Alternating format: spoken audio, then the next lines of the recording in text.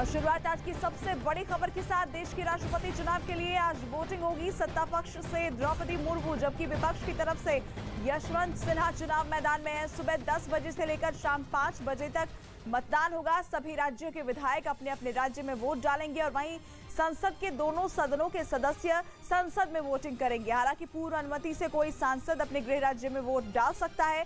सांसदों और राज्यों के विधायकों के वोटों का मूल्य लगभग बराबर है। राष्ट्रपति चुनाव के लिए वोटों की गिनती 21 जुलाई को होगी। राष्ट्रपति चुनाव के लिए वोटिंग आज है। सुबह 10 बजे से वोटिंग की शुरुआत होगी, जो कि शाम 5 बजे तक चलेगी। राष्ट्रपति चुनाव में देश के सभी विधायकों और सांसदों को वोट देने का अधिकार होता है, लेकिन सबके वोट की अलग कीमत होती है। बेहद जरूरी होती है जनसंख्या। जिस राज्य की जनसंख्या सबसे ज्यादा, उसके विधायकों और सांसदों के वोट की कीमत सबसे ज्यादा, और जिस राज्य की जनसंख्या सबसे कम, उसके विधायकों और सांसदों के वोट की कीमत भी कम होती है। और आपको बता दें कि इसी आधार पर यूपी के विधायकों और सांसदों के वोट की कीमत सबसे ज्यादा है। सीधा फॉर्मूला ये कि राज्य विधायकों की गिनती को 1000 से गुणा किया जाएगा और फिर उस राज्य की जनसंख्या से भाग कर दिया जाएगा। मतलब अगर यूपी की जनसंख्या 8 करोड़ 38 लाख है 1971 की जनगणना के हिसाब से, तो उसी आंकड़े के आधार पर पूरी गिनती होगी।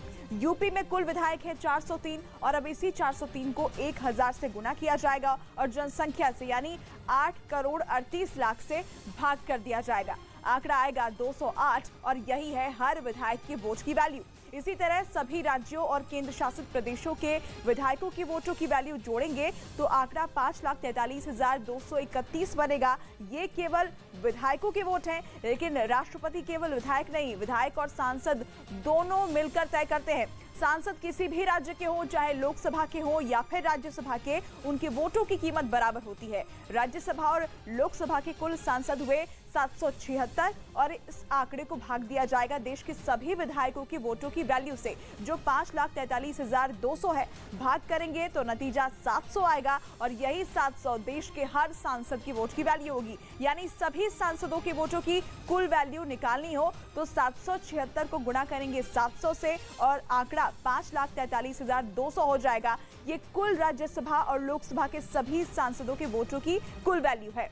अब राष्ट्रपति का फैसला करने के लिए विधायकों के वोट हुए 5,43,231 और सांसदों के वोट हुए 5,43,200। कुल वोट हो गए 10,86,431 और इसी तरह राष्ट्रपति के उम्मीदवार को जीतने के लिए 5,43,216 वोटों की जरूरत होगी। जगदीप धनखड़ आज उपराष्ट्रपति पद के लिए अपना नामांकन दाखिल करेंगे। ये बड़ी खबर आपको बता दें, धनखड़ को एनडीए की तरफ से प्रत्याशी बनाया गया है। धनखड़ दोपहर 12 बजे अपना नामांकन दाखिल करेंगे। बड़ी खबर है, जगदीप धनखड़ को एनडीए की तरफ से उपराष्ट्रपति का उम्मीदवार बनाया गया है और आज वो इस पद के लिए अपना नामांकन दोपहर 12 बजे दाखिल करने वाले हैं। बड़ी खबर आपको बता रहे हैं, उपराष्ट्रपति पद के लिए जगदीप धनखड़ एनडीए के उम्मीदवार हैं और आज जगदीप धनखड़ दोपहर 12 बजे अपना पर्चा भरेंगे। ये बड़ी खबर है। जगदीप धनखड़ जो कि बंगाल के राज्यपाल हैं, उनको एनडीए की तरफ से उम्मीदवार बनाया गया है उपराष्ट्रपति पद के लिए और आज वो अपना नामांकन दाखिल करने पहुंचेंगे। दोपहर 12 बजे वो अपना पर्चा भरेंगे। उपराष्ट्रपति चुनाव के लिए विपक्ष की ओर से उम्मीदवार का ऐलान कर दिया गया है। विपक्षी दलों ने मार्गरेट अल्वा को उपराष्ट्रपति पद का प्रत्याशी चुना है। एनसीपी अध्यक्ष शरद पवार ने मार्गरेट अल्वा के नाम का ऐलान किया। मार्गरेट अल्वा राजस्थान, गोवा, उत्तराखंड और गुजरात की राज्यपाल रह चुकी हैं। वो कर्नाटक की रहने वाली हैं। विपक्ष का दावा यह है कि मार्गरेट को 19 दलों ने अपना समर्थन दिया है। तो विपक्ष की तरफ से भी उपराष्ट्रपति पद के उम्मीदवार का ऐलान कर दिया गया है। मार्गरेट अल्वा आज अपना नामांकन दाखिल करेंगी, जिन्हें विपक्ष की तरफ से उम्मीदवार बनाया गया है। उधर शिवसेना ने साफ कर दिया है कि वो राष्ट्रपति चुनाव में एनडीए की उम्मीदवार द्रौपदी मुर्मू का समर्थन करेगी, लेकिन उपराष्ट्रपति के लिए वो विपक्ष के उम्मीदवार के साथ खड़ी है।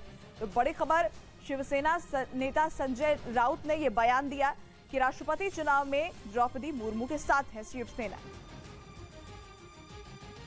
मार्गरेट अल्वा जी का नाम पर सहमति से मोहर उठाई है। अनुभवी नेता रही, केंद्रीय मंत्री, फॉर्मर गवर्नर, बहुत साल राज्यसभा में रही, पार्लियामेंट में रही, ये चुनाव हम अपनी ताकत से लड़ेंगे।